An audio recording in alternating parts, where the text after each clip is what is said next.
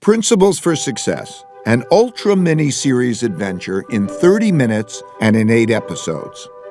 Episode 5, Everything is a Machine.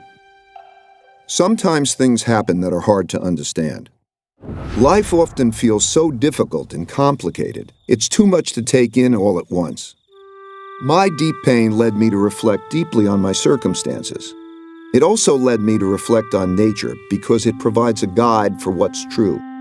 So I thought a lot about how things work, which helped to put me and my own circumstances in perspective.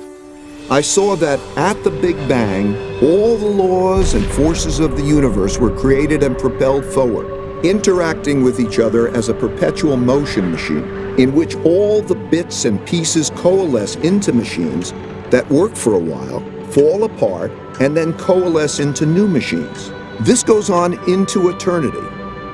I saw that everything is a machine. The structure and evolution of galaxies, the formation of our own solar system, the makeup of Earth's geography and ecosystems, our economies and markets, and each of us. We individually are machines made up of different machines.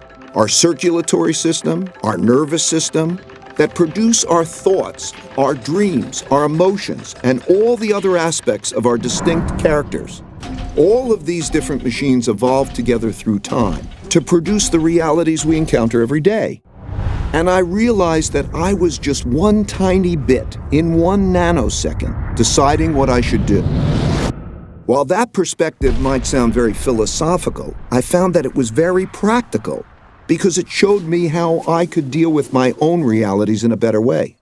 For example, I observed that most everything happens over and over again in slightly different ways. Some in obvious short-term cycles that are easy to recognize, so we know how to deal with them, like the 24-hour day. Some so infrequently that they haven't occurred in our lifetimes, and we're shocked when they do, like the once-in-a-100-year storm. And some we know exist, but are encountering for the first time, like the birth of our first child. Most people mistakenly treat these situations as being unique and deal with them without having proper perspective or principles to help them get through them. I found that if instead of dealing with these events as one-offs, I could see each as just another one of those, and approach them in the same way a biologist might approach an animal, first identifying its species, then drawing on principles for dealing with it appropriately.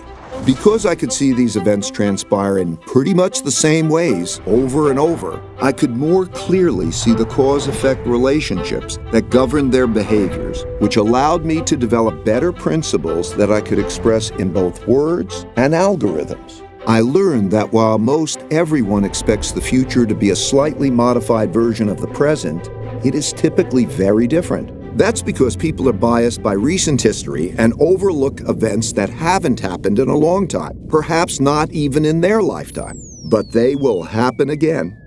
With that perspective, I realized that what I missed when I mistakenly called for a Great Depression was hidden in the patterns of history. And I could use my newfound knowledge of these patterns to make better decisions in the future. And when I thought about my challenge, balancing risk and reward, I realized that risk and reward naturally go together. I could see that to get the most out of life, one has to take more risk, and that knowing how to appropriately balance risk and reward is essential to having the best life possible. Imagine you are faced with the choice of having a safe, boring life if you stay where you are, or having a fabulous one if you take the risk of successfully crossing a dangerous jungle. That is essentially the choice we all face. For me, the choice was clear, but that doesn't mean the path forward was without challenges. I still needed to face 2 big barriers that we all must face. In episode 6, I'll share some invaluable techniques I learned about how to best do that.